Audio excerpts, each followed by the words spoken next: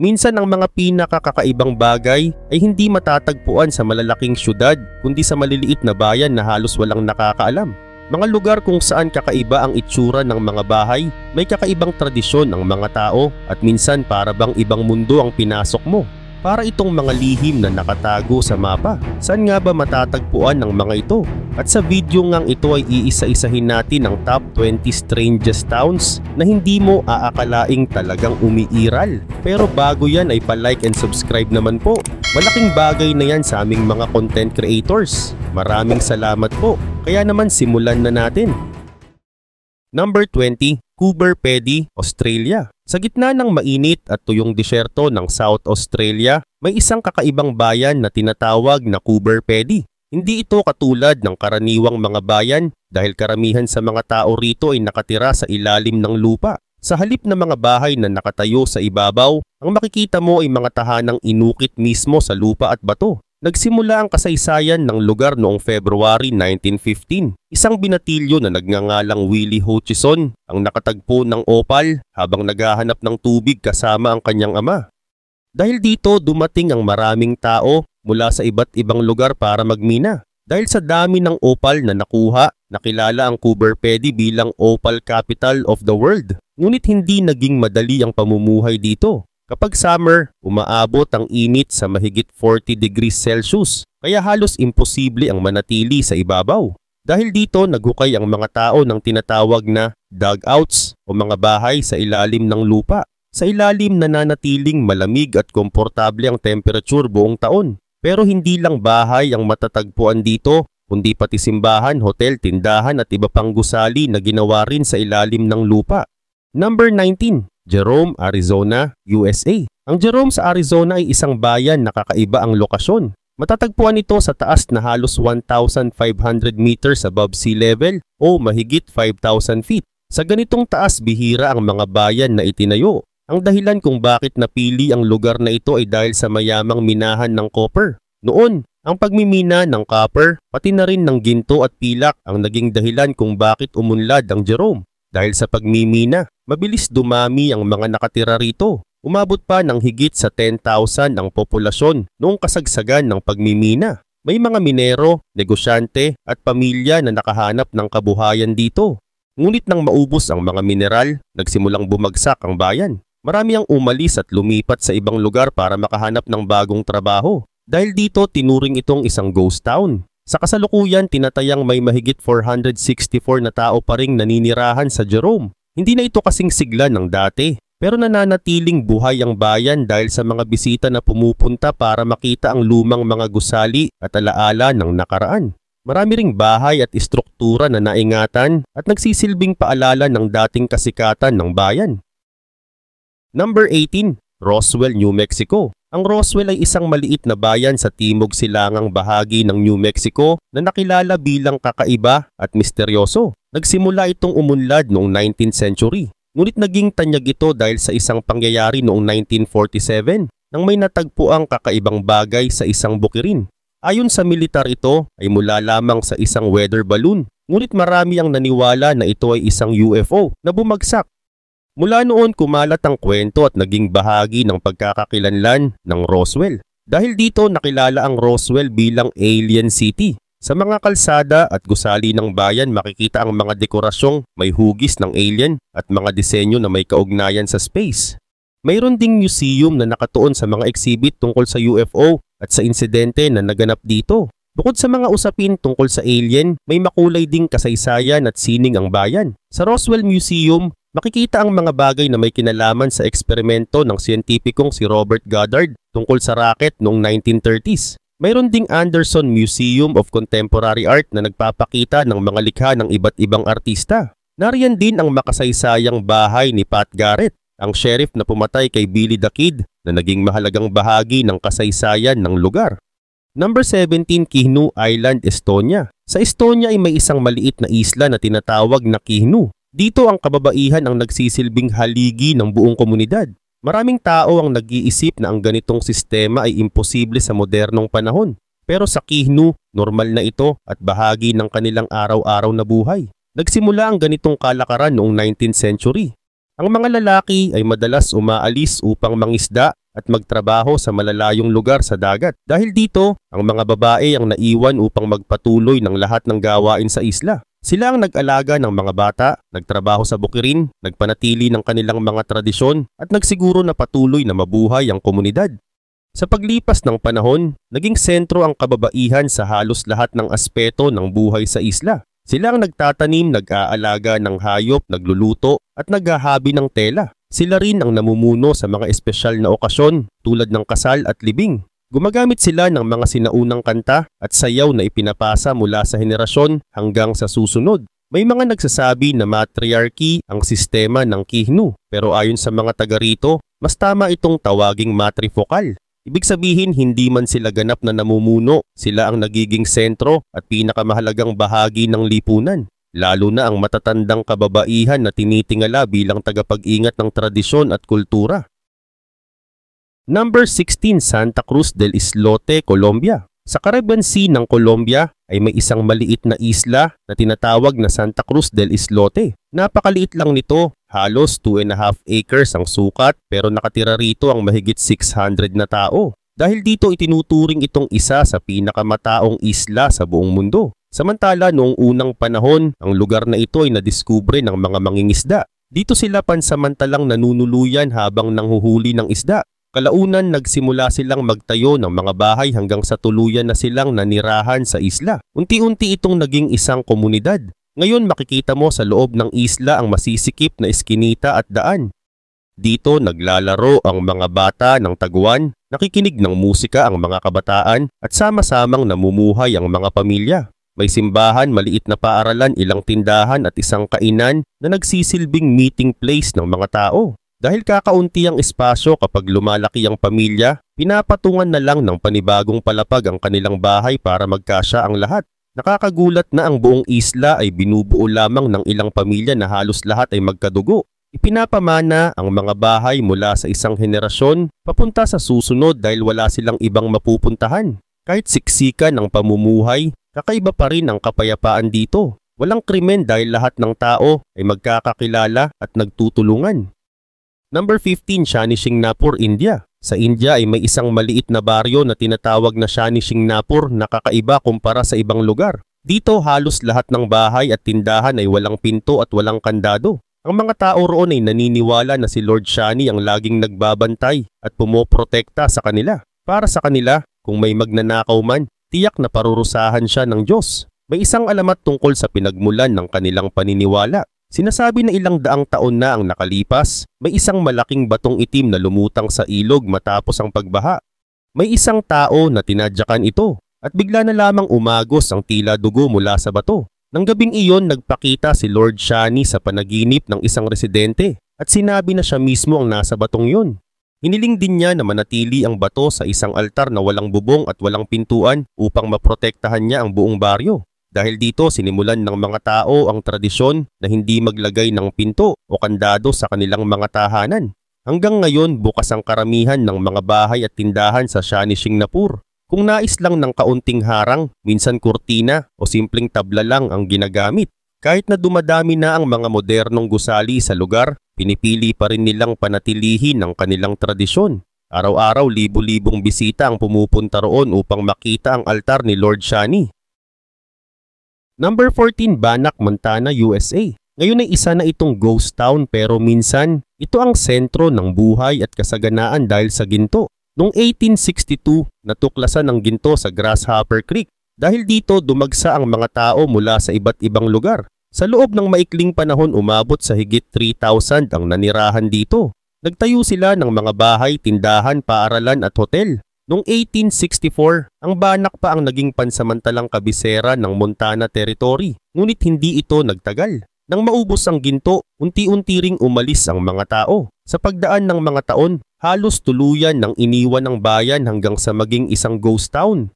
Ngayon mahigit 50 na lumang gusali ang makikita pa rin dito, nakahanay sa Main Street. Ang mga ito ay nananatiling patunay ng kasaysayan ng lugar. Dahil dito, ginawa itong isang state park at itinalaga bilang National Historic Landmark para mapanatili. May mga kwento rin na may mga kaluluwang nananatili sa Bannack. Isa sa pinakakilala ay ang batang si Dorothy Dunn na nalunod noong 1916. Maraming nagsasabi na nakikita pa rin siya sa dating Hotel Mid, suot ang blue na damit, at may mga nakakarinig daw ng tinig ng bata sa loob ng gusali. Number 13, Nagoro, Japan. Sa isang tahimik na lambak sa Japan, may isang maliit na baryo na kakaiba sa lahat. Ang pangalan nito ay Nagoro. Kapag dadaan ka rito, parang maraming tao ang makikita mo sa kalsada, sa mga bakuran, at sa tapat ng mga bahay. Pero kapag nilapitan mo sila, mapapansin mong hindi pala sila totoong tao, kundi mga scarecrow na nakabihis na parang totoong residente. Ang nakakagulat pa, mas marami ang scarecrow kaysa sa tunay na naninirahan dito. Sa bawat isang tao, may 10 scarecrow na nakatayo. Nagsimula ito noong 2002 nang bumalik si Tsukimi Ayano sa kanilang bayan matapos manirahan sa Osaka. Gumawa siya ng isang scarecrow para takutin ang mga ibon sa bukid. Ginaya niya ang anyo ng kanyang ama at sinuotan pa ito ng lumang damit. Dahil sa pagkakahawig na pagkamalan ng mga dumadaan na totoong tao ang scarecrow na yon, doon nagsimulang gumawa si Ayano ng mas marami pa. At hindi na lamang ito para sa bukid. Isa-isa niyang ginawa ang mga ito bilang alaala sa mga taong umalis o pumanaw mula sa kanilang baryo. Number 12, Mooresville, Alabama, USA. Sa Alabama, matatagpuan ang isang maliit na bayan na tinatawag na Mooresville. Sa pinakahuling census, halos 53 na lang ang naninirahan dito. Kung ikukumpara sa nakaraan, mas marami noon, umaabot sa halos 69. Sa paglipas ng panahon ay unti-unting bumaba ang bilang ng tao rito. Kaya ito ngayon ay kabilang sa pinakamaliit na bayan sa Amerika pagdating sa populasyon. Kahit kakaunti lang ang naninirahan, malaki naman ang halaga ng lugar na ito sa kasaysayan. Naitatag ang Mooresville noong year 1818 bago pa man naging opisyal na estado ang Alabama. Noon ay kilala ito bilang sentro ng pagtatanim ng cotton. Ngunit nang dumating ang peste na sumira sa mga pananim, bumagsak ang kabuhayan dito. Gayunpaman, hindi nawala ang halaga ng bayan at patuloy itong inalagaan ng mga tao. Ang buong Mooresville ay itinuturing na historical at nakarehistro bilang bahagi ng National Register of Historic Places. Halos lahat ng gusali ay nananatiling nakatayo mula pa noong 19th century. Isa sa mga pinakakilala ay ang maliit na post office na itinayo noong 1840. Ito ang pinakamatandang post office sa Alabama na ginagamit pa rin hanggang ngayon. Nandoon din ang brick church na itinayo noong 1839, pati na ang Stagecoach Inn and Tavern na nagsilbing stopover ng mga travelers noon. Number 11, Hoorn, Netherlands. Sa Netherlands ay may isang maliit na bayan na tinatawag na Hoorn. Hindi ito tulad ng mga modernong lungsod na puno ng tao at malalaking gusali. Ang itsura ng bayan ay parang mula sa isang lumang kwento. Ang mga bahay ay halos magkakapareho ang disenyo, simple ngunit kaaya-aya. Sa ilang bahagi ng bayan walang direktang kalsada, kaya maraming tulay ang ginawa upang magdugtong sa bawat lugar. Makikita rin dito ang mga kanal na parang bumabalot sa buong bayan. Sa halip ng mga sasakyan, maliliit na bangka ang ginagamit ng ilan upang makatawid at makarating sa ibang bahagi. Dahil kakaunti lang ang nakatira rito, mas dama ang katahimikan. Noong 2021, nasa 3,730 lamang ang residente. Maraming nagsasabi na ang Hoorn ay parang hindi nakisabay sa pagbabago ng panahon. Pero sa halip na maging hadlang, ito ang nagbigay ng kakaibang ganda at dahilan para bisitahin ito. Sa mga nagdaang taon, dumami ang mga turista na pumupunta rito para maranasan ang payak ngunit kaakit-akit na kapaligiran. Dagdag pa rito, mayroon ding isang alamat na naging bahagi ng kasaysayan ng bayan. Ayon sa kwento, wala raw kalsada papunta sa loob o palabas ng Hoorn. Hindi naman ito lubos na totoo, pero mas lalo nitong napukaw ang interes ng mga tao. Maraming bumibisita rito upang malaman kung ano ang meron sa lugar na ito at bakit kakaiba ang pagkakalarawan dito. Number 10, Hallstatt, China. Ang Hallstatt sa China ay isang kakaibang bayan na matatagpuan sa Huizhou, Guangdong Province. Itinayo ito noong 2012 bilang bahagi ng isang residential project. Ang interesting part dito ay halos eksaktong kopya ito ng Hallstatt sa Austria, isang maliit na bayan na kabilang sa UNESCO World Heritage Sites. Ginaya ang simbahan, mga kalye, plaza at maging ang disenyo ng buong lugar. Bahagi ang proyektong ito ng tinatawag na clone culture ng China, kung saan muling ginagawa ang mga kilalang lugar mula sa ibang bansa. Ang Hallstatt ng China ay ginawa sa parehong sukat kasama ang artificial lake at mga gusali na halos kapareho ng original. Para sa iba ito ay nakakatawa at kakaiba, ngunit para sa iba naman, ito ay simbolo ng kakayahan ng mga taga-China na gumawa ng eksaktong kopya ng isang kilalang bayan. Maraming bisita ang pumupunta rito para makita ang kakaibang scenery at maranasan ang pakiramdam na nasa Europe kahit nasa Asia lang. Number 9, Setenil de las Bodegas, Spain. Ang Setenil de las Bodegas ay isang maliit na bayan sa Andalusia, Spain na kilala dahil ang mga bahay at tindahan dito ay nakapailalim at nakasandal mismo sa malalaking bato. Sa mga kalye tulad ng Calle Cuevas del Sol at Calle Cuevas de la Sombra, makikita ang kakaibang view kung saan ang bato ay nagsisilbing bubong at pader ng mga tahanan. Dahil dito nagmumukhang isang natural na kuweba ang buong bayan at naiiba ito sa karaniwang mga lugar. Matagal nang may tao sa Setenil kahit bago pa dumating ang mga Romano. Noong panahon ng mga Moro, ito ay naging matibay na kuta. Tinawag itong Septem Nihil na ang ibig sabihin ay 7 beses wala dahil ilang beses sinubukan ngunit hindi agad nasakop. Nakuha lamang ito ng mga Kristiyano noong year 1484.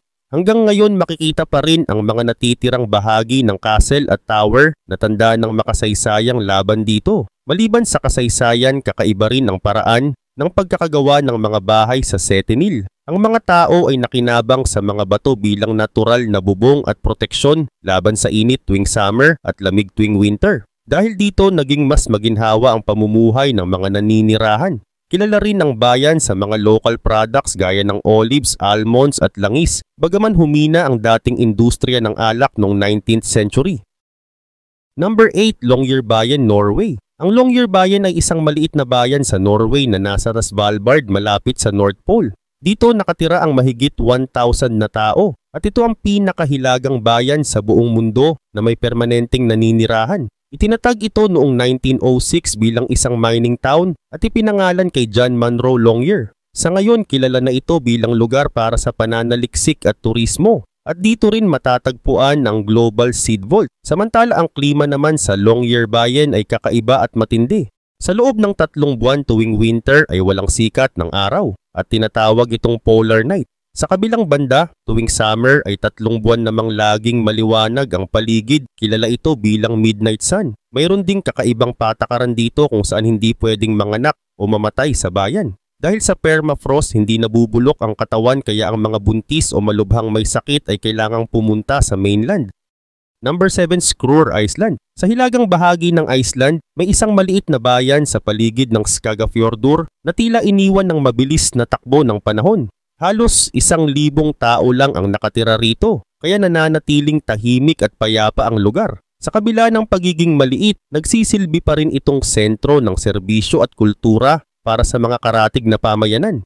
Dito mararamdaman mo ang tahimik na pamumuhay. Wala ang ingay ng malalaking syudad at halatang pinapahalagahan pa rin ng mga tao ang kanilang tradisyon. Kilala ang lugar sa kanilang pangangalaga ng kabayong Icelandic na matibay at natatangi sa buong bansa. Bukod dito, buhay din ng kanilang musika at sayaw na nagpapakita ng makulay na kultura. Ang view sa paligid ay kamangha-mangha. Makikita ang mga bundok, lambak, ilog, dagat at mga falls na tila hindi nauubos ang ganda. May mga mainit na spring at malalawak na lupang taniman na dinadayo ng mga bisita. Kapag nasilayan mo ang mga ito, mapapaisip ka kung bakit may mga taong pipiliin pang umalis sa ganitong klasing paraiso.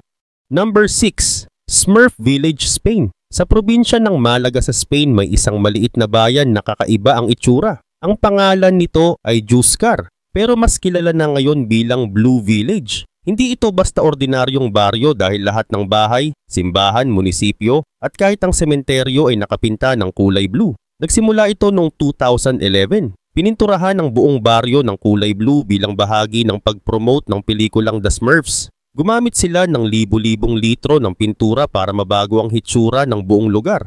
Inakala ng mga tao na panandalian lang ito at ibabalik din sa dating puti matapos ang palabas. Ngunit nang makita ng mga turista ang kakaibang anyo ng baryo, bigla itong naging sikat. Dati ay iilan lang ang bumibisita, pero matapos maging kulay asul, dumami ang turista ng sobra. Dahil dito napagpasyahan ng mga residente na huwag nang alisin ang kulay. Sa isang botohan, mas maraming pumili na panatilihin na lamang itong blue.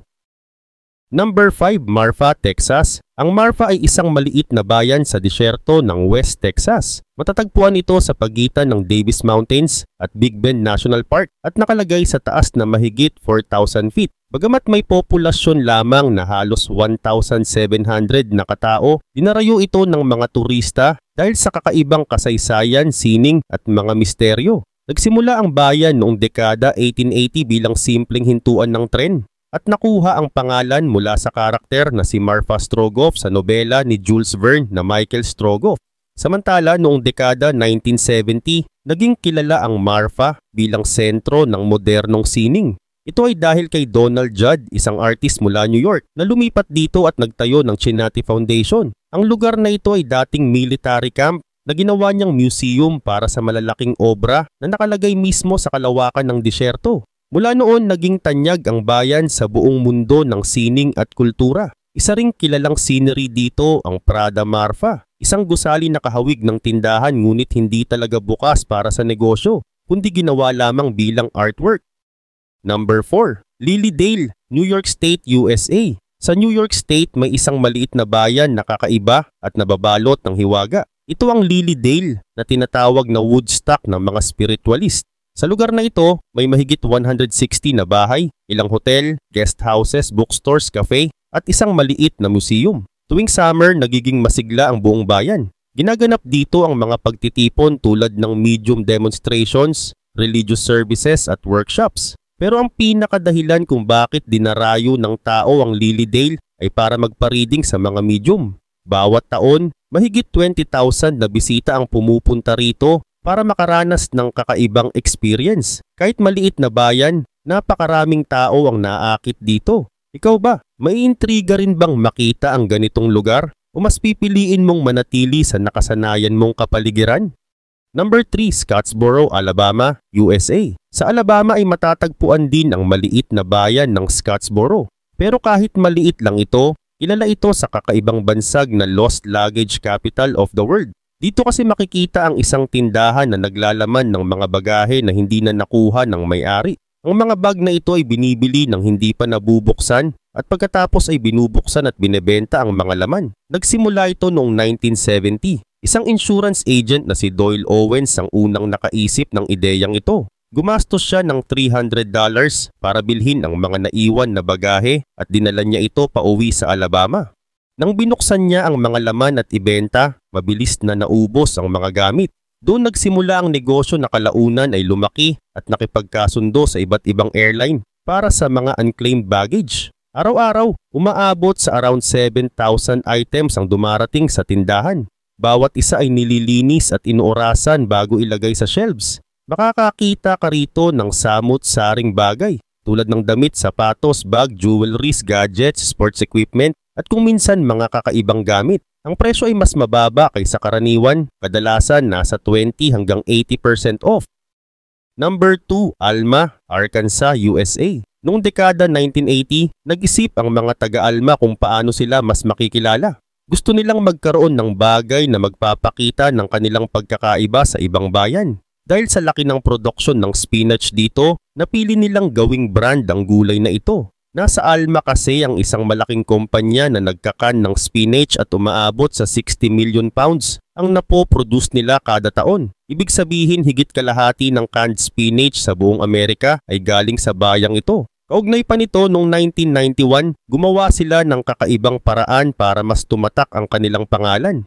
Pininturahan nila ang water tower para magmukhang giant can ng spinach. Kulay green ito at may larawan ni Popeye, ang sikat na karakter na mahilig sa spinach. Tinawag nila itong world's largest spinach can. At ito ay naging simbolo ng kanilang pagkakakilanlan. Subalit hindi lang doon nagtapos. Sa gitna ng bayan makikita rin ang estatwa ni Popeye na nakatayo sa isang fountain sa Popeye Park. Isa rin itong paalala ng kanilang pagiging sentro ng spinach. Tuwing buwan ng April, idinaraos ang Spinach Festival. Tampok dito ang iba't ibang palaro, parada, kainan at maging kompetisyon sa pagkain ng spinach. Mayroon ding kakaibang spinach drop mula sa taas ng fire truck na talaga namang pinakaaabangan ng lahat. Number 1, Dudleytown, Connecticut, USA. May isang kakaibang lugar sa Connecticut na tinatawag na Dudleytown. Hindi ito isang malaking bayan kundi isang maliit na bahagi ng Cornwall na ngayon natatakpan ng makakapal na puno. Dahil sa dami ng nakakatakot na kwento, kilala ito ngayon bilang Dark Entry Forest. Sa unang tingin mukha lang itong karaniwang gubat pero para sa marami, dala nito ang pangalan ng sumpa at hiwaga. At noong early 18th century, dumating dito ang pamilya Dudley. Kabilang sa kanila sina Gideon Abiel at Barzillai Dudley at sumunod pa si Martin Dudley. Sinubukan nilang bumuo ng pamayanan pero hindi ito naging matagumpay. Mabato ang lupa, mahirap taniman at hindi rin maganda ang ani. Dahil sa hirap ng pamumuhay, maraming tao ang umalis at lumipat sa ibang lugar na mas mayabong ang lupa. Unti-unting naiwan ang Dudley Town at tuluyang nilamon ng gubat. Dito nagsimulang kumalat ang alamat ng tinatawag na Dudley Curse. Ayon sa kwento, nagsimula raw ito noong 16th century sa England nang mapugutan ng ulo si Edmund Dudley dahil sa pagtataksil. Mula noon sinasabing isinumpa ang kanilang angkan at dala-dala nila ang kamalasan hanggang Amerika. Ang sumpang ito raw ang naging dahilan ng mga misteryosong kamatayan, pagkabaliw at mga kakaibang pangyayari sa Dudley Town.